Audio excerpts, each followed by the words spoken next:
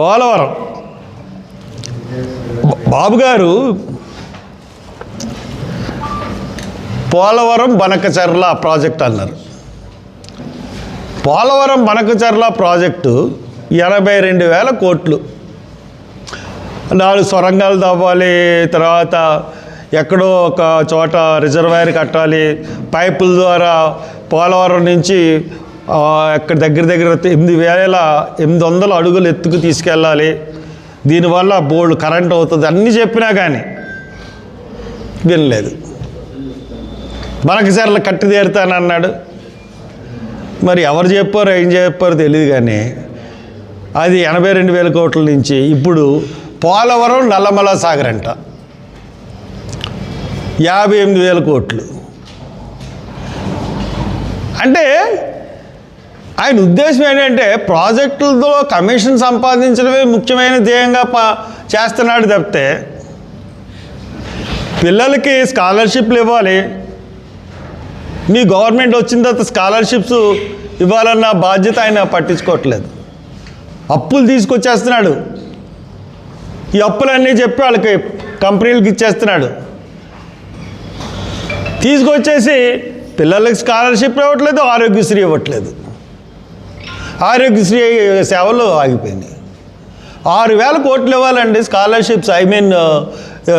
ఇది ఈ బనకచర్ల ఎప్పుడేమో బనకచర్ల వెళ్ళిపోయింది, నల్లమల సాగర్ వచ్చింది. ఈ నల్లమల సాగర్కి కడతానన్నాడు. తెలంగాణ వాళ్ళు పిటిషన్ వేశారు. మనం చాలా క్లియర్గా చూస్తూ ఉన్నాం తెలంగాణలో ఏం జరిగిందో. కాళేశ్వరం కూలేశ్వరం అయిపోయింది. కాళేశ్వరం వల్ల ఆశించిన ప్రయోజనం ఒక్కటి కూడా నెరవేరలేదు. ఎవరైతే కాళేశ్వరం కట్టారో అటువంటి వాళ్ళని ఎతికి తీసుకొచ్చి పోలవరం కట్టిస్తున్నారు మెగా ఇంజనీరింగ్ సంస్థలు. వాళ్ళు పోలవరంలో ఒక నిర్మాణం చేశారు. ఏ నిర్మాణం చేశారు? గైడ్ బండ కట్టారు జగన్ హయాంలో. గైడ్ బండ కాపాడం. గైడ్ బండ పెడితే గైడ్ బండ ఒరిగిపోయింది, కూలిపోయింది. దానికి బాధ్యత వహించి మీరు అధికారంలోకి వచ్చిన తర్వాత వాళ్ళ దగ్గర కాంపన్సేషన్ వసూలు చేశారా? ఎందుకంటే మీకు ఎలక్షన్లో డబ్బులు ఇచ్చాడు, మీకు డబ్బులు ఇచ్చాడు, మోడీకి డబ్బులు ఇచ్చాడు. అందువల్ల మళ్ళీ అతన్నే మీరు కాంట్రాక్టర్ కింద పెట్టుకున్నారు. ఇప్పుడు పోలవరం ఫస్ట్ ఎస్టిమేషన్ 6,000 కోట్లు అయితే ఇప్పుడు 66,000 కోట్లు. మరి పోలవరం ఎలా కడుతున్నారు? డయాఫ్రామ్ వాల్ ఎలా కట్టాలి? 2 డయాఫ్రామ్ వాల్స్ కట్టమని ఖచ్చితంగా చెప్తే ఒకటే డయాఫ్రామ్ వాల్ వెడల్పుగా కడుతున్నాం అన్నారు. సరే, ఎక్కడి దాకా కట్టాలి డయాఫ్రామ్ వాళ్ళు? జియోలాజికల్ సర్వే ఆఫ్ ఇండియా ఏం చెప్పింది? హార్డ్ రాక్ వరకు పోలవరం డయాఫ్రామ్ వాల్ కట్టాలి, లేకపోతే ప్రమాదం. హార్డ్ రాక్ వరకు కట్టలేదు, కట్టేశారు. తర్వాత 2 కాఫర్ డ్యాములు కట్టారు. కాఫర్ డ్యాముల ఉద్దేశం ఏంటి? చంద్రబాబు మళ్ళీ 2 కాఫర్ డ్యాములు కట్టాడు. ఆ కటోపో కాఫర్ డ్యామ్ కట్టాడు, ఇటేపో కాఫర్ డ్యామ్ పెట్టాడు. కాఫర్ డ్యామ్ ఉద్దేశం ఏంటి?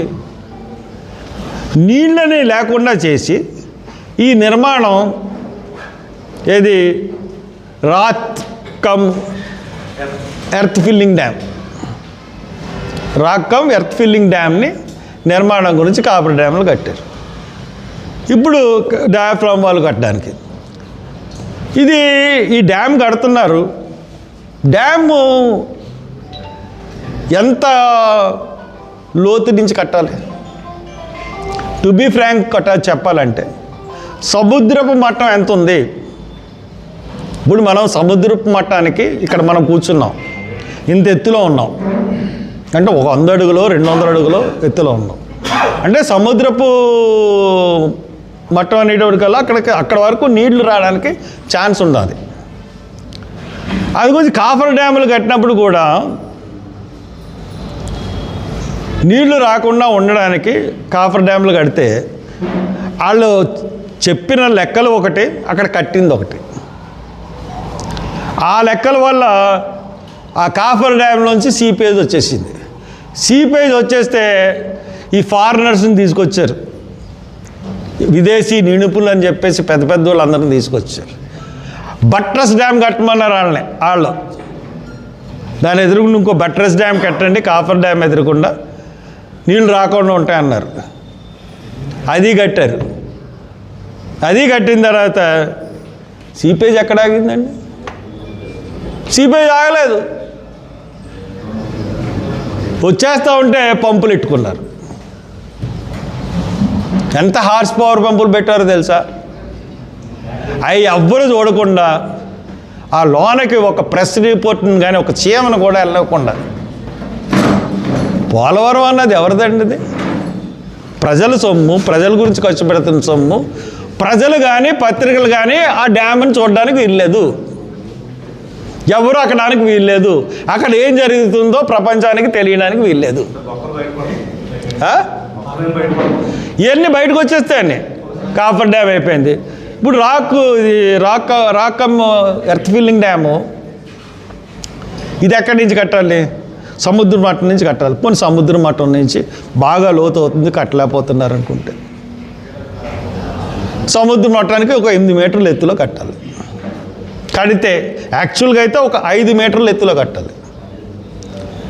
5 మీటర్ల ఎత్తులోనే కూడా కట్టలేకపోతున్నారు. ఒక 8 మీటర్ల ఎత్తులో కట్టాలి. నిపుణులు ఇచ్చిన రిపోర్ట్స్ ప్రకారం 8.83 హైట్ నుంచి కట్టితే సరిపోతుంది అన్నారు. 8.83 ఎంతో. అయితే వీళ్ళు ఎక్కడి నుంచి కడుతున్నారు? 15.50 అంటే ఎర్త్కమ్ రాక్ బిల్డ్ డ్యాము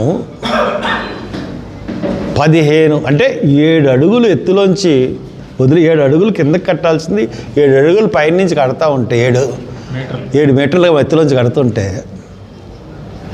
మనకి 36 లక్షల క్యూసెక్స్ వరద వచ్చింది 86లో.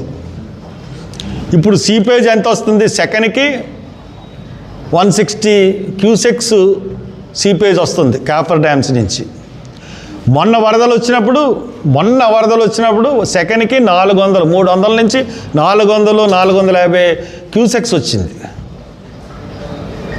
అటువంటి భయంకరమైన నది గోదావరి నది. అటువంటి నది మీద డ్యామ్ కట్టడం అన్నదే ఫస్ట్ నుంచి నేను చెప్తానే ఉన్నాను, సాహసం.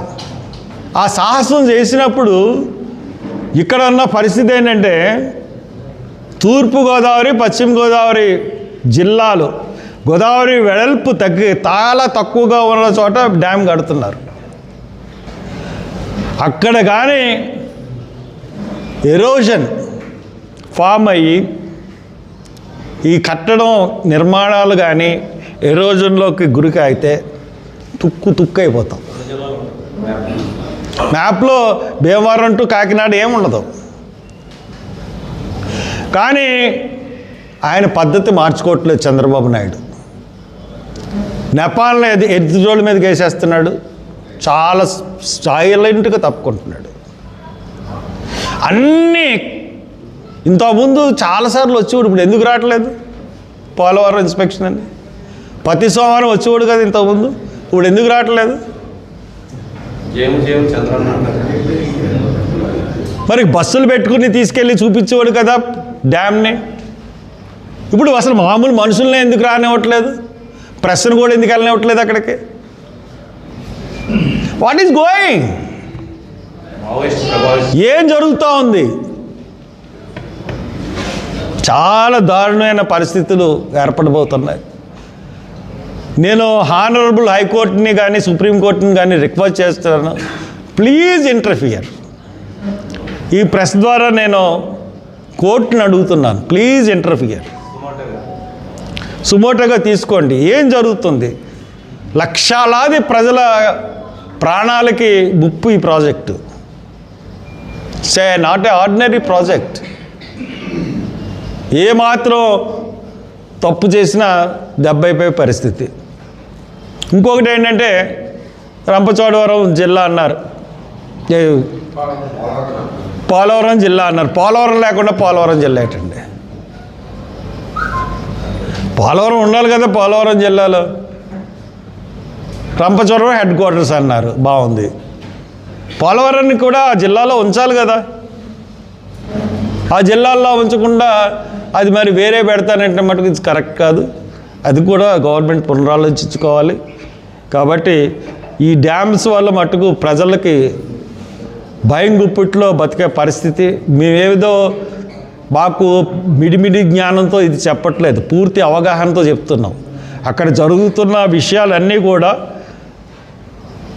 మా దగ్గరికి ఎలాగొస్తున్నాయంటే, అక్కడ కట్టడంలో ఉన్నటువంటి చాలా నిపుణులే ఈ విషయాలు మాకు చేరవేస్తున్నారు చెప్పడానికి. కాబట్టి ఇదంతా ఈజీగా తీసుకోవాల్సిన విషయం కాదు. Court should interfere. Thank you. ఏదండి?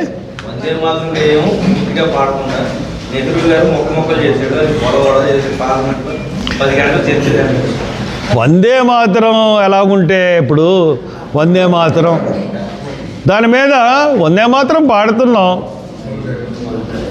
వందే మాతరంలో అసలు పాట ఏంటో ఆవిడకి తెలీదు. ఈ పాటే ఈ స్వాతంత్రం వచ్చి 76 సంవత్సరాలు అయింది. నెహ్రూ గారు 76 సంవత్సరాల క్రితం పరిపాలించారు. ఇందిరాగాంధీ ఎమర్జెన్సీ ఎప్పుడో పెట్టింది. పంజాబ్లో సిక్కుల కోత ఎప్పుడో జరిగింది. ఇవన్నీ పాటల విషయాలన్నీ తీసుకొచ్చి ఆపరేషన్ బ్లూ స్టార్ పంజాబ్ మీద జరిగింది. ఎందుకంటే టైం వేస్ట్.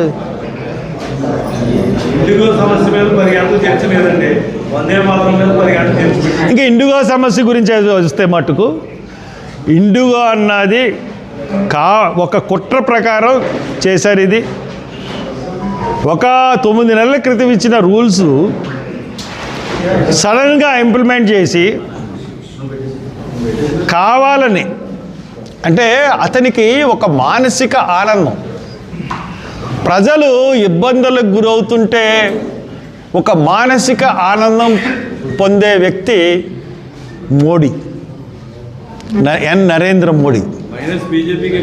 కారణం ఎందుకు చెప్తున్నానంటే, అప్పుడు కూడా సడన్గా మానిటైజేషన్ చేసి రద్దు చేసి ఎంతోమంది క్యూలో డబ్బులు లేక ఆహారాలు కొనలేక చనిపోయిన సంఘటనలు ఎన్నో.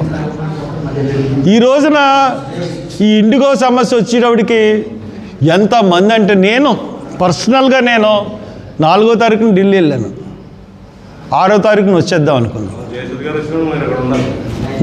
అన్ని కార్యక్రమాలు ఇది అయిపోయినాయి. అలాగా మొత్తం తుక్కు అయిపోయినాయి. కారణం ఏంటంటే ఏమీ లేదు. పోనీ మీద ఇంత నష్టం చేశారు, ఇంతమందికి వేదనకు గురి చేశారు. ఇండిగో మీద చర్యలు ఏమైనా ఉన్నాయా? చర్యలు లేవు. నెపమంతా రామ్మోహన్ నాయుడు మీద నెట్టేస్తున్నారు. చేసిందంతా మోడీ కంపెనీ. ఇది చాలా దారుణమైన. ఏమన్నా గట్టిగా మాట్లాడితే ఈడీలు పంపిస్తారు, లేకపోతే ఇన్కమ్ ట్యాక్స్ వాళ్ళు పంపిస్తారు, సిబిఐలు పంపిస్తారు. వాళ్ళకి అంటే రామ్మోహన్ నాయుడు ఈ మధ్య బాగా ప్రజెంట్ చేస్తున్నాడు విషయాన్ని. రామ్మోహన్ నాయుడిని కొట్టేయాలనే